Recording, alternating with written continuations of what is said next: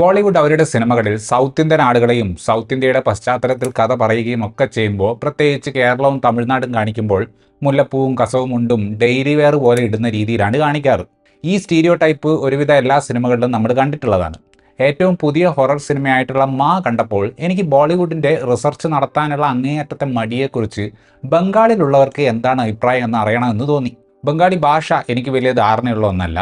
പക്ഷെ കാജോൾ നായികയായിട്ടുള്ള ഈ സിനിമ കണ്ടതിന് ശേഷം ബംഗാളി പറയാനുള്ള എളുപ്പ വഴി ഞാൻ പഠിച്ചു. ആ എന്ന് വരുന്ന ഭാഗത്തൊക്കെ ഓ എന്നാക്കിയിട്ട് ഹിന്ദി പറഞ്ഞ ഇൻസ്റ്റന്റ് ബംഗാളി റെഡി.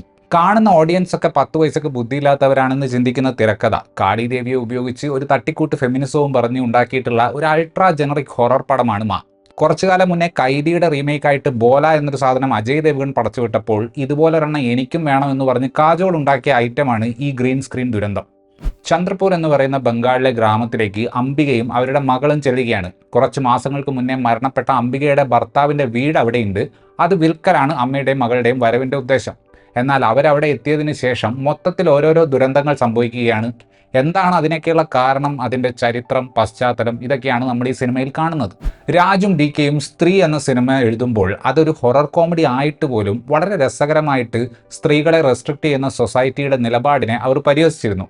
മായിലേക്ക് വരുമ്പോൾ നാരീശക്തിയുടെ പ്രതിനിധിയായി നായികയെ മാറ്റി കാളിദേവിയുടെ അവതാരം പോലെ സ്വന്തം കുഞ്ഞിനെ രാക്ഷസന്മാരിൽ നിന്ന് രക്ഷിക്കുന്നതൊക്കെ ഈ സിനിമയിൽ കാണിക്കുന്നുണ്ട്. ഐഡിയ ഒക്കെ പേപ്പറിൽ കാണാൻ നല്ല രസമുണ്ട്. പക്ഷേ ഇതിൻ്റെ അവതരണം അങ്ങേയറ്റം മോശമാണ്.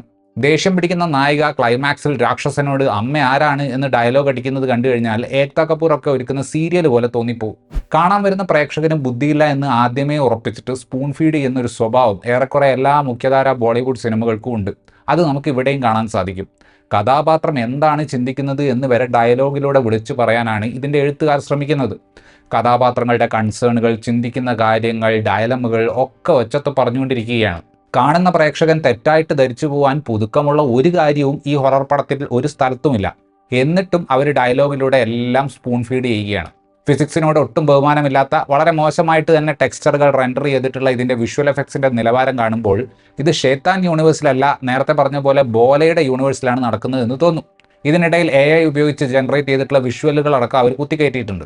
കണ്ടുകൊണ്ടിരിക്കുമ്പോൾ നമ്മളെ ഇറിറ്റേറ്റ് ആക്കുന്നത് ഈ 12 വയസ്സുള്ള കുട്ടികളെയൊക്കെ ഇവർ അണ്ടർ എസ്റ്റിമേറ്റ് ചെയ്തിട്ടുള്ള രീതി കണ്ടിട്ടാണ്. 12 വയസ്സുള്ള കുട്ടിക്ക് പീരിയഡ്സ് എന്താണെന്ന് അറിയാം, പീരിയഡ്സ് ആകുന്നത് എന്തിനാണ് ചിലർ സെലിബ്രേറ്റ് ചെയ്യുന്നത് എന്ന് ചോദിക്കാൻ അറിയാം. പക്ഷേ കണ്ടാൽ തന്നെ വശപ്പശകുള്ള ഒരു സ്ഥലത്തേക്ക് താൻ കാല് കുത്തിയതിനു ശേഷം ഓരോരോ ദുരന്തങ്ങൾ നടന്നുകൊണ്ടിരിക്കുന്ന ഒരു സ്ഥലത്ത് തന്നോട് ചോദിക്കാതെ പുറത്തോട്ട് പോകരുത് എന്ന് സ്വന്തം അമ്മ പറഞ്ഞിട്ടുള്ള ഒരു സമയത്ത് തല കുത്തനെ മാത്രമേ കാര്യങ്ങൾ ചെയ്യൂ. Typical horror movie behaviour. ഞാൻ ഇരുന്നതിൻ്റെ പിറകിൽ 12 വയസ്സോ അതിൻ്റെ താഴെയോ മാത്രം വയസ്സുള്ള ഒരു പെൺകുട്ടി ഈ കഥാപാത്രത്തോട് അടങ്ങിയിരിക്കാൻ സ്ക്രീനിലേക്ക് വിളിച്ചു പറയുന്നുണ്ടായിരുന്നു. റെഡും ബ്ലൂവും കളർ ഉപയോഗിച്ച് ഓരോ സീനിലെ കഥാപാത്രങ്ങളുടെ പവർ ഏത് ലെവലിലാണ് എന്ന് കാണിക്കാൻ സിനിമാറ്റോഗ്രാഫി ശ്രമിക്കുന്നുണ്ട്. ക്ലീഷേകളുടെ കുത്തൊഴുക്കായിട്ടുള്ള ഈ ഒരു കഥ സത്യം പറഞ്ഞാൽ ഇത്രയ്ക്ക് എഫേർട്ടൊന്നും അർഹിക്കുന്നില്ല. 90കളിലെ സിനിമ പോലെ മെലോഡ്രമാറ്റിക് ആയിട്ടുള്ള പെർഫോമൻസ് വിത്ത് ഹെവി ഡയലോഗ് ചെയ്യാനുള്ള ഒരു അവസരമാണ് കാജോളിന് ഈ സിനിമ വഴി ലഭിക്കുന്നത്. കഥ പോകുന്ന ഒരു സ്പീഡ് കാരണം ഈ കഥാപാത്രം ഗോത്രൂ ചെയ്യുന്ന വിഷമങ്ങളൊന്നും അഭിനയിച്ച് ഫലിപ്പിക്കാനുള്ള സമയം അവർക്ക് കിട്ടുന്നില്ല.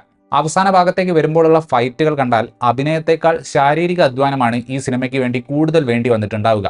റോണി ത്രോയിനെ കാസ്റ്റ് ചെയ്യുന്നത് തന്നെ ഒരു പാളിയ തീരുമാനമായിരുന്നു. ചെറിയ സ്പോയിലറാണ്.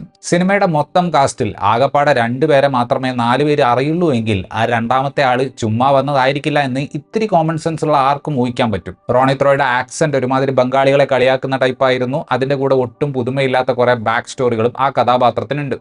ഇന്ദ്രനീൽ സെൻഗുപ്ത, ദിവ്യേന്ദു ഭട്ടാചാര്യ എന്നിവർ സ്ക്രീൻ ടൈം വളരെ കുറവുള്ള 2 പ്രധാന കഥാപാത്രങ്ങളെ സിനിമയിൽ അവതരിപ്പിക്കുന്നുണ്ട്. ഷേത്താനും ബോലയും ഇഷ്ടപ്പെട്ട ഒരാളാണ് നിങ്ങളെങ്കിൽ ഈ 2 സിനിമകളും എനിക്ക് വ്യക്തിപരമായിട്ട് വർക്കായിട്ടില്ല.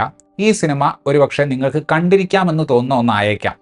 അങ്ങനെ തോന്നിയാൽ പോലും ഒരു ടേക്ക് അവേ എന്ന നിലയിൽ ഓർക്കാൻ ഒന്നും തന്നെ ഈ സിനിമ സമ്മാനിക്കുന്നില്ല.